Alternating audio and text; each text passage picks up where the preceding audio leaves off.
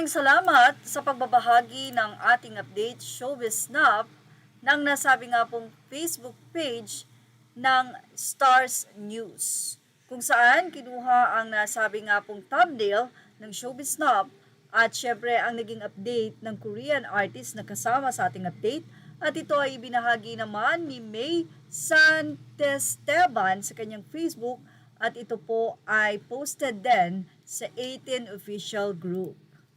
Mula din sa naging pagbabahagi ng isang Facebook post mula sa Star News, anila, mundo, kakagulat, idineklara ng mga Taiwanese fans na pang world class ang talento ng SB19.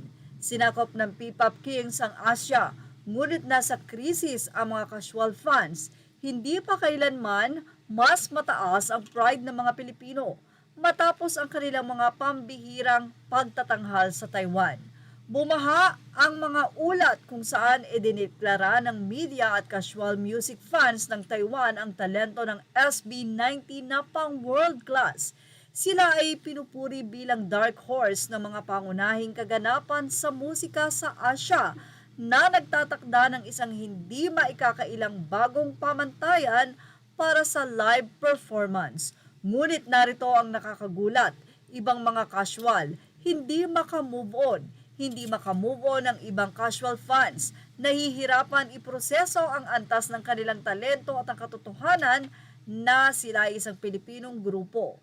Tuklasin ang buong emosyonal na dahilan sa likod ng pagkamangha ng mga Taiwanese at kung bakit desperadong sinusubukan ng mga casual listener na makahabol sa seksyon ng mga komento sa iba't ibang platform.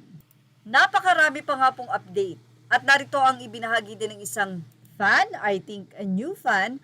I rewatch SB19's live performance at Akon 2025 on the AAA official YouTube channel and check the comment section. Everything people are saying are straight up facts, not just opinions. It makes me so happy to see more and more people finally recognizing SB19's greatness. Narito naman ang magandang opinyon ng isa pang netizen. Aniya, after watching AAA 2025 Day 1 and Akon 2025 Day 2, the contrast was impossible to ignore.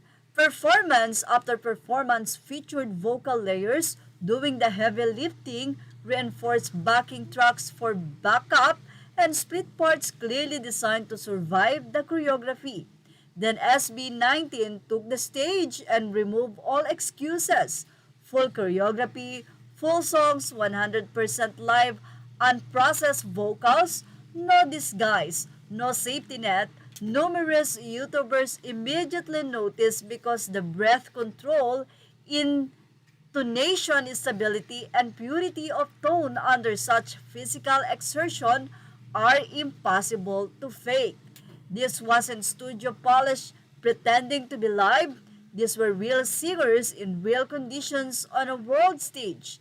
Akon 2025 didn't just showcase SB19, it's exposed the difference between those who simply perform and true live performers. Anyone can look good with support, but very few can stand alone. SB19 did.